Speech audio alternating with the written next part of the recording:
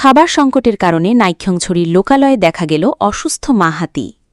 বান্দরবানের নাইক্ষ্যংছড়ি উপজেলার বাইশারি ইউনিয়নের কাগজিখোলা ১ নং ওয়ার্ড সংলগ্ন চকরিয়া লাম্বা হাকখেলা পূর্ণগ্রামে একটি অসুস্থ মা হাতিকে বনের বাইরে লোকালয়ে পড়ে থাকতে দেখা গেছে। আজ সকাল থেকে এলাকার নূর মোহাম্মদের বাড়ির পশ্চিম পাশে হাতিটি অসুস্থ অবস্থায় পড়ে আছে বলে স্থানীয়রা জানিয়েছেন। স্থানীয় সূত্রে জানা যায়, হাতিটির সঙ্গে একটি ছোট শাবকও রয়েছে। মা হাতির পাশে শাবকটিকে ঘুরঘুর করতে দেখা যায়। লোকজনের উপস্থিতি টের পেয়ে শাবকটি আতঙ্কিত হয়ে ডাকাডাকি করতে থাকে, যা এলাকায় চাঞ্চল্যের সৃষ্টি করেছে। এলাকাবাসীর দাবি, দীর্ঘদিন ধরে পর্যাপ্ত খাদ্য না পাওয়ায় হাতিটি দুর্বল ও অসুস্থ হয়ে পড়েছে।